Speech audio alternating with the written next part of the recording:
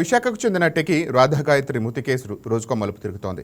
భర్తతో కలిసి ఉత్తరాఖండ్ వెళ్లిన రాధా గాయత్రి అక్కడ హోంస్టేలో మృతి చెందడం కలకలం రేపుతోంది. తొలుత అనుమానాస్పద కేసుగా నమోదు అయినప్పటికీ గాయత్రి తండ్రి ఇచ్చిన ఫిర్యాదు మేరకు భర్త శ్రీచరణ్పై ముస్సోరి పోలీసులు హత్యాయత్నం కేసు నమోదు చేశారు. తాజాగా రాధా గాయత్రికి చెందిన చివరి ఆడియో వెలుగులోకి వచ్చింది. భర్త ప్రవర్తనపై తన తల్లితో చెప్పుకుని గాయత్రి ఆవేదన వ్యక్తం చేసింది. తల్లితో గాయత్రి ఫోన్ సంభాషణ ప్రస్తుతం వైరల్గా మారింది. అత్తగారు ఫోన్ చేశారు. ఎందుకమ్మా ఇవన్నీ వస్తున్నాయి, నేను ఈ మాటే విన్నాను, ఇవన్నీ చెప్పారు. నేనైతే అత్తయ్య గారు నా మనసు అయితే ఫుల్గా విరిగిపోయింది. నా గురించి ఇలా బ్యాక్ బైటింగ్ చేస్తున్నాడు అని నేను చెప్పేశాను. అందుకు ఇలా అని చెప్పాను నేను.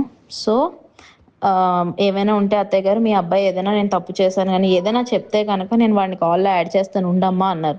నేనైతే తనతో మాట్లాడదలుచుకోవట్లేదు. మీకు ఏమైనా చెప్పాలి అనుకుంటే ప్లీజ్ మా మమ్మీ వాళ్ళతో మాట్లాడండి. మీకు అదంతా విని నా తప్పు ఏదైనా ఉంది అన్నా సరే నాతో చెప్పండి. అంతేగాని నేనైతే తనతో ఇప్పుడు మాట్లాడాలనుకోవట్లేదు. నా మనసు అయితే ఏం బాలేదు అత్తయ్య గారు, నాకు చాలా విషయాలు తెలిసాయి అని నేను చెప్పేశాను. ఇంకా నాకు పర్ఫెక్ట్ ప్రూఫ్స్ రాలేదు. ఇలా డాడీకి తెలిసిన వాళ్ళతో మాట్లాడితే వాళ్ళు అదే చెప్పారు, మీ అల్లుడు తప్ప ఇంకెవరు చేయరు అని చెప్పి.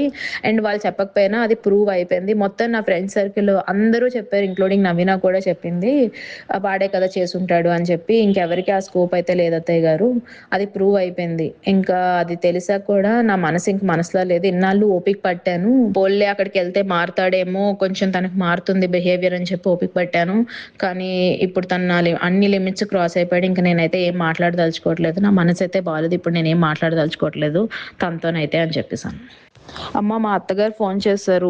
ఎందుకమ్మా ఇవన్నీ వస్తున్నాయి, నేను ఈ మాటే విన్నాను, ఇవన్నీ చెప్పారు. నేనైతే అత్తయ్య గారు నా మనసు అయితే ఫుల్గా విరిగిపోయింది. నా గురించి ఇలా బ్యాక్ బైటింగ్ చేస్తున్నాడు అని నేను చెప్పేశాను.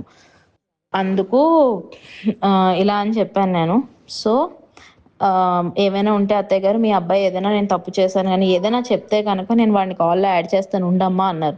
నేనైతే తనతో మాట్లాడదలుచుకోవట్లేదు. మీకు ఏమైనా చెప్పాలి అనుకుంటే ప్లీజ్ మా మమ్మీ వాళ్ళతో మాట్లాడండి. మీకు అదంతా విని నా తప్పు ఏదైనా ఉంది అన్నా సరే నాతో చెప్పండి. అంతేగాని నేనైతే తనతో ఇప్పుడు మాట్లాడాలనుకోవట్లేదు. నా మనసు అయితే ఏం బాలేదు అత్తయ్య గారు, నాకు చాలా విషయాలు తెలిసాయి అని నేను చెప్పేశాను. ఇంకా నాకు పర్ఫెక్ట్ ప్రూఫ్స్ రాలేదు. ఇలా డాడీకి తెలిసిన వాళ్ళతో మాట్లాడితే వాళ్ళు అదే చెప్పారు, మీ అల్లుడు తప్ప ఇంకెవరు చేయరు అని చెప్పి. అండ్ వాళ్ళు చెప్పకపోయినా అది ప్రూవ్ అయిపోయింది. మొత్తం నా ఫ్రెండ్ సర్కిల్ అందరూ చెప్పారు, ఇంక్లూడింగ్ నవీన కూడా చెప్పింది వాడే కదా చేసుంటాడు అని చెప్పి. ఇంకెవరికి ఆ స్కోప్ అయితే లేదు అత్తయ్య గారు, అది ప్రూవ్ అయిపోయింది. ఇంకా అది తెలిసాక కూడా నా మనసు ఇంక మనసులో లేదు. ఇన్నాళ్ళు ఓపిక పట్టాను, పోల్లే అక్కడికి వెళ్తే మారుతాడేమో, కొంచెం తనకు మారుతుంది బిహేవియర్ అని చెప్పి ఓపిక పట్టాను. కానీ ఇప్పుడు తన అన్ని లిమిట్స్ క్రాస్ అయిపోయాడు. ఇంకా నేనైతే ఏం మాట్లాడదలుచుకోవట్లేదు. నా మనసు అయితే బాగాలేదు. ఇప్పుడు నేనేం మాట్లాడదు